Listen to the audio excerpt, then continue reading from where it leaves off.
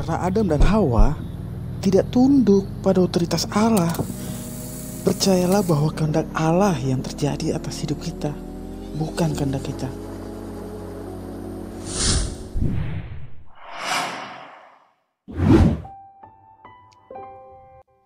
Damai sejahtera bagi kita semua. Kiranya saudara semua dalam keadaan yang baik, tetap sehat, dan jika ada yang sedang sakit, semoga dapat segera pulih. Jika ada yang berkekurangan, semoga Allah memenuhi kebutuhannya sesuai dengan kehendak Allah yang berdaulat atas hidup kita.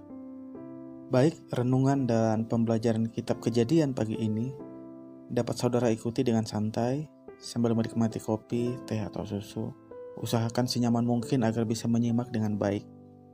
Jangan lupa juga untuk mencatat prinsip-prinsip Alkitab untuk diterapkan dalam kehidupan kita.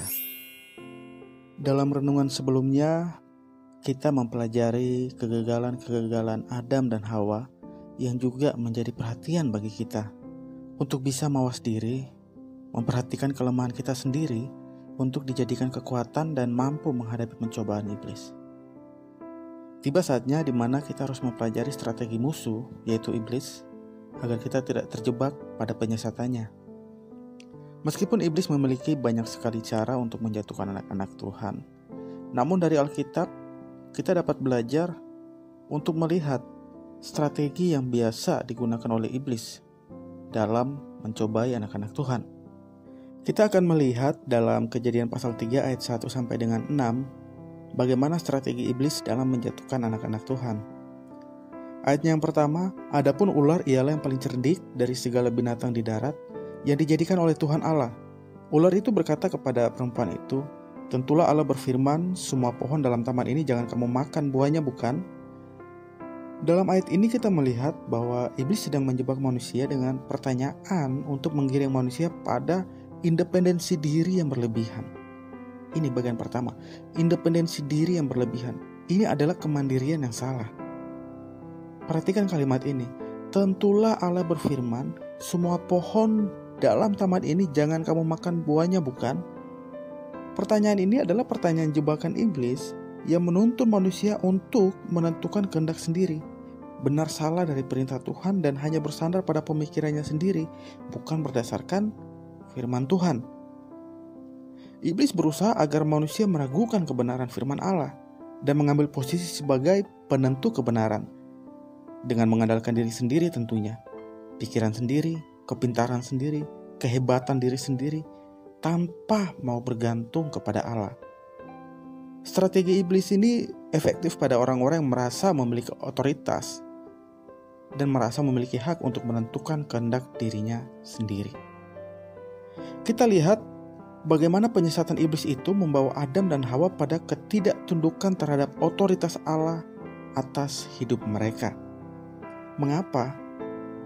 Karena Adam dan Hawa sudah diberikan otoritas untuk mengatur, untuk memelihara, untuk menguasai ciptaan Allah di Taman Eden. Namun dengan otoritas yang diberikan Allah kepada mereka, membuat mereka tidak mau bergantung lagi kepada Allah, tidak mau bersandar kepada Allah, merasa mereka tidak butuh lagi otoritas yang ada di atasnya. Nah, hal ini berbeda dengan teladan yang ditunjukkan oleh Tuhan Yesus ketika dicobai oleh iblis di padang gurun. Kita dapat membaca dalam Matius 4 ayat 3 dan ayatnya keempat. Di situ diceritakan bahwa Yesus dicobai oleh iblis dengan cara yang sama, memberikan pertanyaan jebakan untuk menggunakan otoritas Yesus sebagai anak Allah untuk melakukan mujizat. Sayangnya iblis tidak berhasil karena Yesus tidak mempergunakan otoritas itu dan memilih untuk tunduk pada otoritas Allah Bapa. Pelajaran apa yang bisa kita petik dari poin pertama ini? Saudara, sebagai anak Tuhan, jangan pernah lupakan untuk melibatkan Tuhan dalam setiap pengambilan keputusan di dalam hidup kita. Berdoa minta tuntunan Tuhan. Mulailah setiap hari dengan doa dan membaca Alkitab. Karena kita tidak pernah tahu kapan pencobaan iblis itu datang kepada kita. Sebelum keluar rumah, berdoa mohon tuntunan Tuhan. Dan jangan pernah merasa mampu tanpa Tuhan. Di dalam Amsal pasal 3 ayat yang kelima, percayalah kepada Tuhan dengan segenap hatimu dan janganlah bersandar kepada pengertianmu sendiri. Kemudian untuk bagian kedua, kita baca ayat selanjutnya. Lalu sahut perempuan itu kepada ular itu, buah pohon-pohonan dalam taman ini boleh kami makan. Tetapi tentang buah pohon yang ada di tengah-tengah taman, Allah berfirman, jangan kamu makan ataupun raba buah itu, nanti kamu mati. Tetapi ular itu berkata kepada perempuan itu, sekali-kali kamu tidak akan mati. Poin kedua dapat diperhatikan dalam ayatnya yang keempat, menunjukkan overdependent. Overdependent ini merupakan timbal balik dari poin yang pertama, kemandirian yang salah. Overdependent ini adalah strategi iblis yang menjebak Hawa untuk mencobai Allah. Iblis menjebak dengan penyesatan bahwa sekali-kali kamu tidak akan mati. Itu sebabnya Hawa bilang nanti di ayatnya yang ke-6 bahwa buah itu baik untuk dimakan. Coba perhatikan alur dari jebakan iblis. Pertama membawa pada keraguan akan firman Allah. Setelah itu masuk pada mencobai Allah. Strategi ini adalah bentuk ketidakpercayaan manusia terhadap kebenaran Allah dan kemahakuasaan Allah.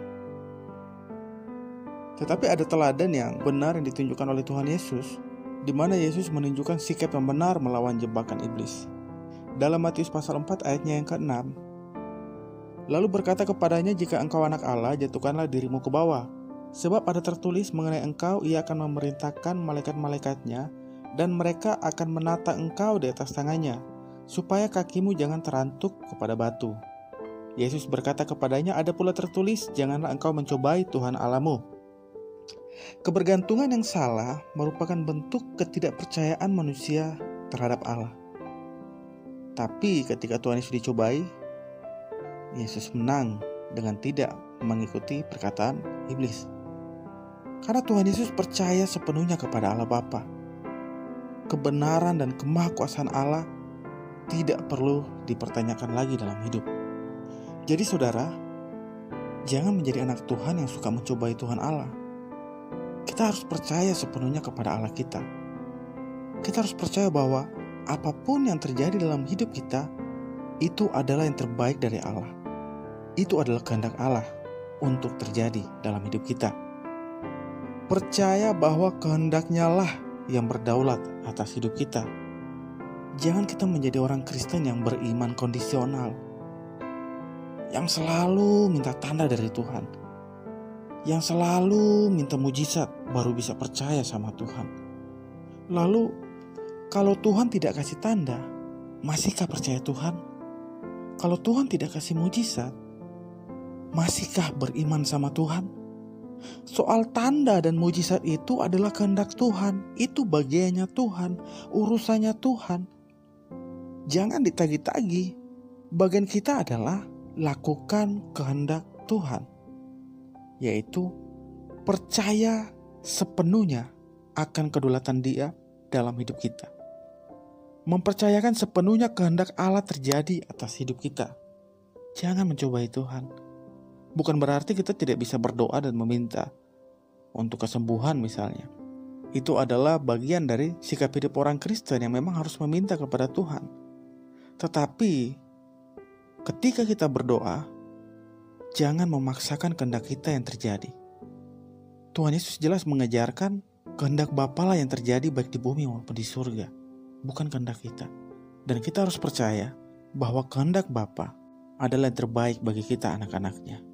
Sekali lagi, Amsal pasal 3 ayat 5 berkata, percayalah kepada Tuhan dengan segenap hatimu, dan janganlah bersandar kepada pengertianmu sendiri.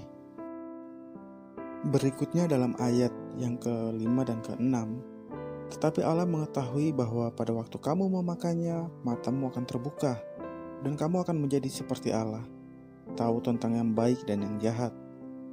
Perempuan itu melihat bahwa buah pohon itu baik untuk dimakan dan sedap kelihatannya. Lagi pula pohon itu menarik hati karena memberi pengertian. Lalu ia mengambil dari buahnya dan dimakannya dan diberikannya juga kepada suaminya yang bersama-sama dengan dia, dan suaminya pun memakannya. Saudara, bagian terakhir dari strategi iblis ini adalah shortcut, jalan pintas. Puncak strategi iblis dalam menjebak adalah atur damai.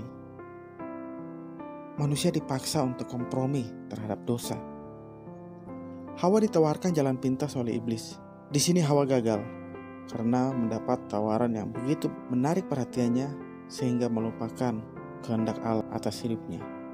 Namun strategi iblis ini dapat dikalahkan oleh Tuhan Yesus jika kita membandingkannya dengan Matius pasal 4 ayat 9, dan berkata kepadanya, semua itu akan kuberikan kepadamu jika engkau sujud menyembah aku. Yang ke-10, maka berkatalah Yesus kepadanya, enyalah iblis, sebab ada tertulis, engkau harus menyembah Tuhan Allahmu, dan hanya kepada Dia sajalah engkau berbakti.